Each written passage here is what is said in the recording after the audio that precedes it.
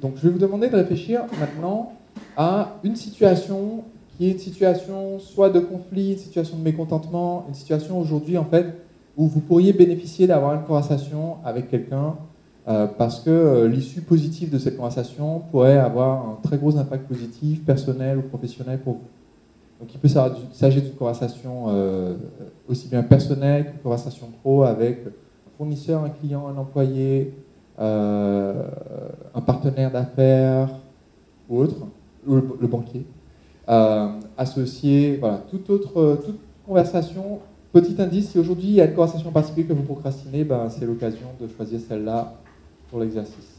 Donc, la progression en fait de cette conversation a pour objectif de réussir à communiquer quelque chose qui pour vous peut être chargé émotionnellement ou pour lequel vous pensez que la personne en face peut réagir de façon émotionnelle ou irrationnelle ou mal prendre ce qui va être dit. Donc le but c'est d'arriver à avoir cette conversation de façon fluide, sans être handicapé par le ressenti d'une personne ou de l'autre personne, sans être handicapé par des interprétations qui peuvent être faites, soit de votre côté parce que vous avez votre propre ressenti et que ce que vous analysez n'est pas nécessairement le monde réel.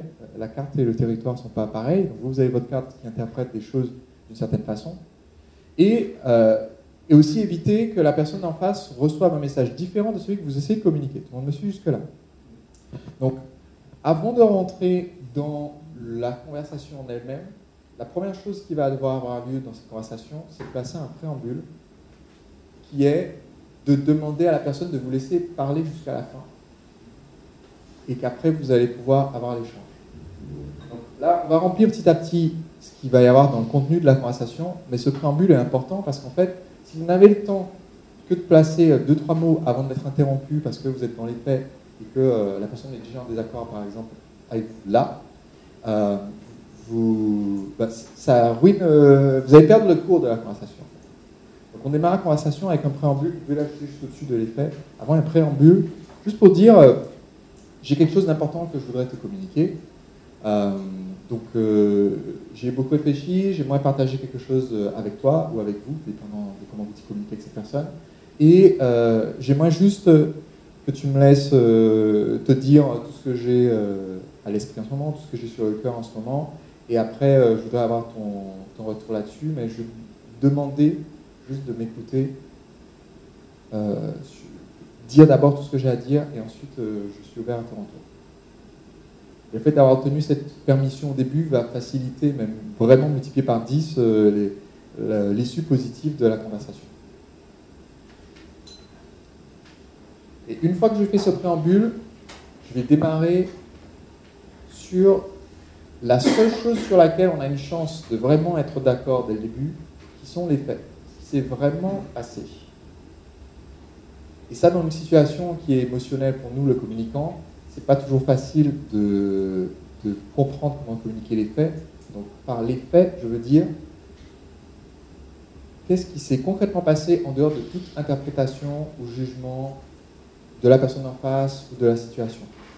Par exemple, les faits, c'est conversation avec un associé d'affaires.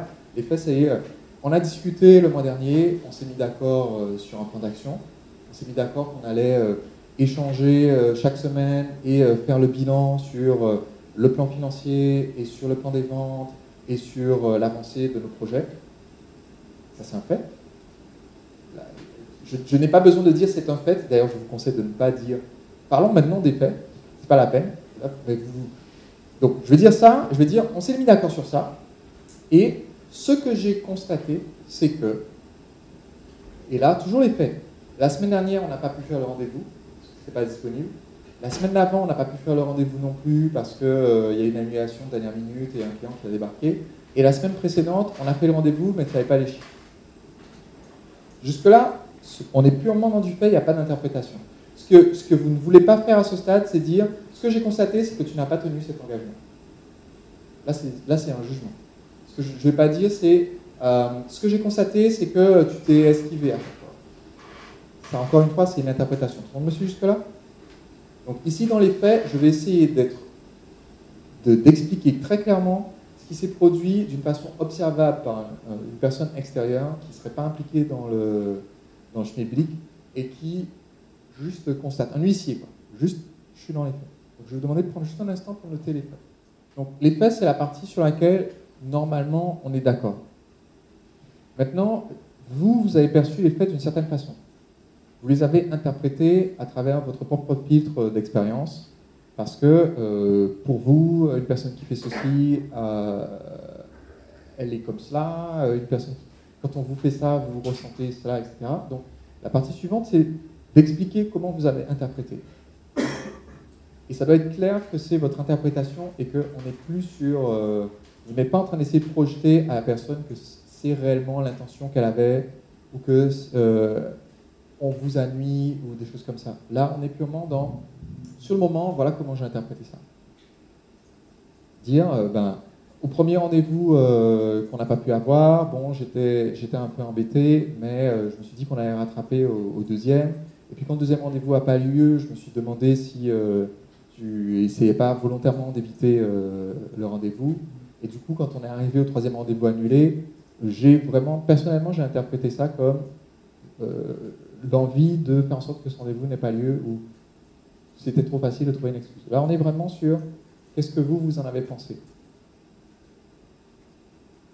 Donc si le verbe de l'effet était « j'ai constaté que », là le verbe c'est « j'ai pensé que », voilà comment j'ai interprété. Et là il faut vraiment prendre la responsabilité que c'est moi qui communique, c'est mon interprétation.